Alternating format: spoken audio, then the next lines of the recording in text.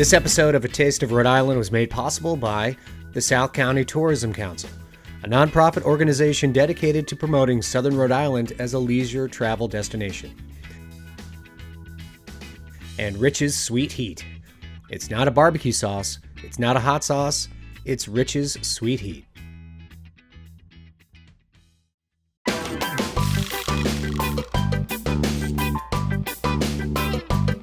George's of Galilee is one of Rhode Island's most iconic seafood restaurants, and the Durfee family, who have owned and operated this spot in the fishing port of Galilee, can trace their local history and even some of their family recipes back to the 1600s. Welcome to George's of Galilee Waterfront Seafood Restaurant. My name is Kevin Durfee.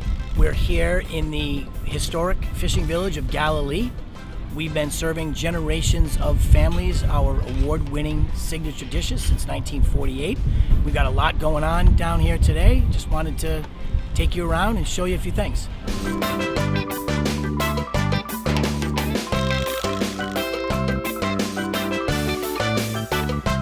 One of my ancestors, Tom Durfee, came here back in 1660 from Essex, England, landed in Portsmouth, started one of the first taverns in the country in 1663. Over the years, our family has perfected traditional English recipes like chowder.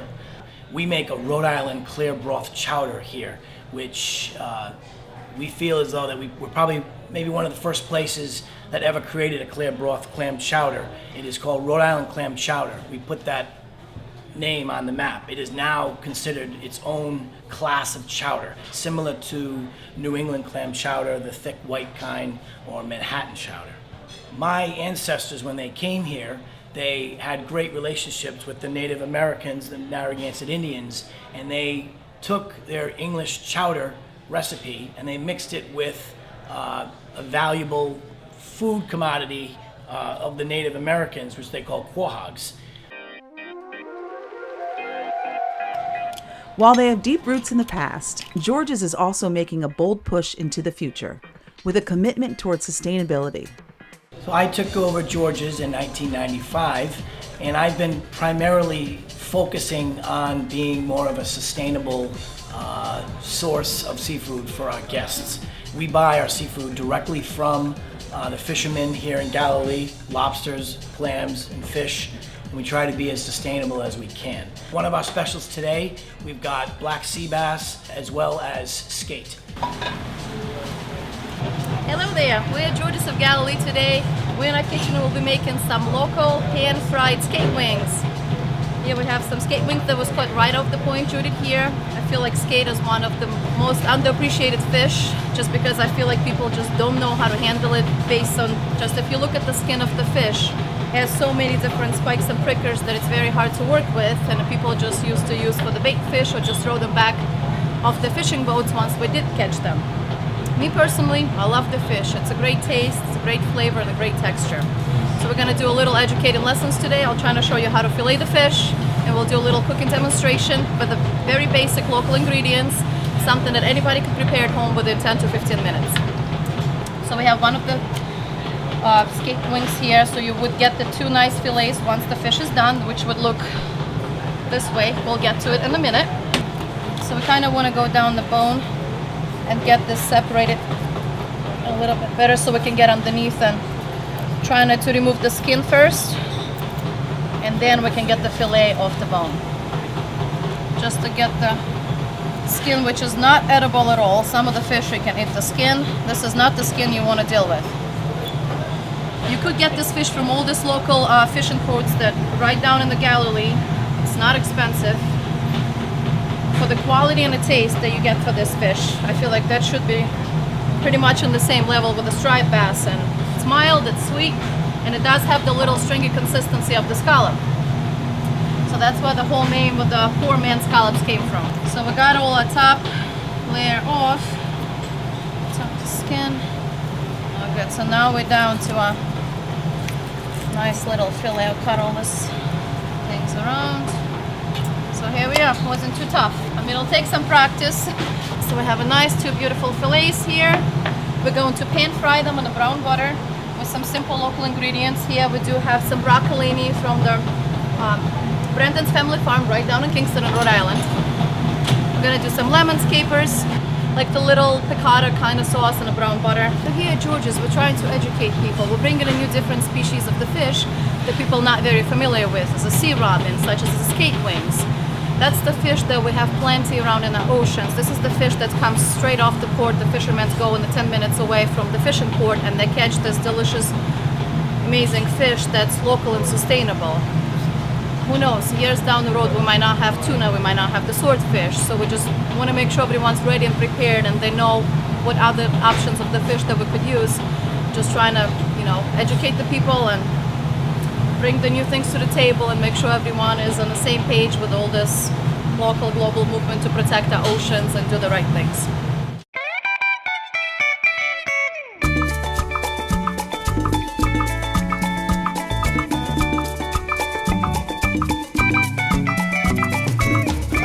Now we're just gonna show you how to make this nice, delicious tasting fish. Have to make sure our oil gets nice and hot. So we do have our fillets here.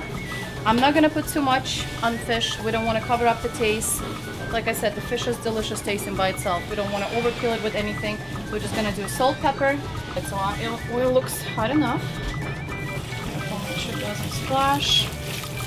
So you want to brown the fish on each side for about 2 to 3 minutes.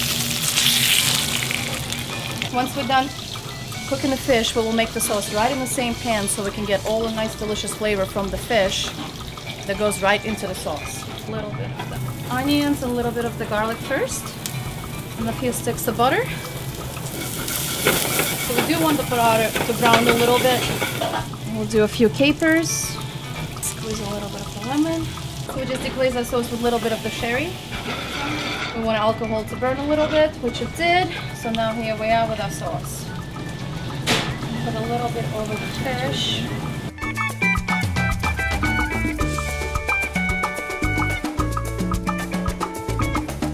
George's is also a favorite spot for ultra-fresh oysters, sourced within walking distance from the restaurant. So this is Harvey Cataldo. He has an oyster farm right here about a stone's throw away from George's called Blufffield Cove Oysters. And I wanted him to talk about his famous Gansett Point oysters. That is our house oyster. Well, these are our Gansett Points. They're grown in floating gear, and which allows them to bounce around a lot. So even though you see the new growth on these, it keeps it down and lets the cup start growing. And it keeps them all kind of uniform. I like to have these things all natural, naked, no mignonette, no cocktail sauce.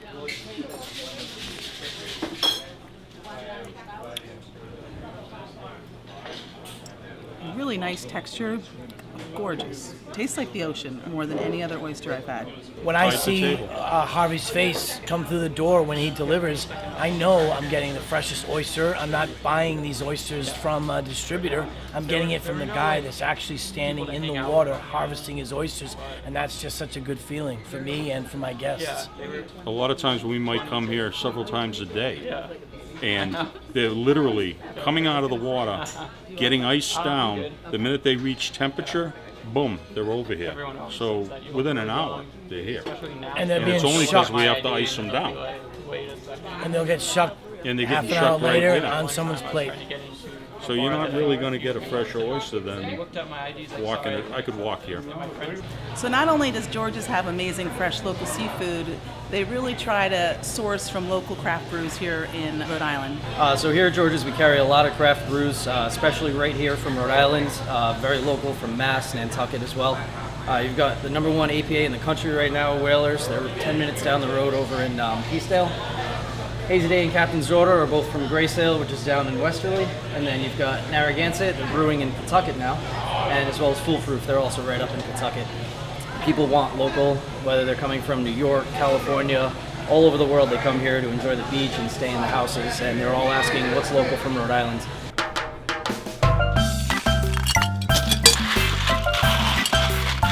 George's is fun. Great food, great people. Cheers.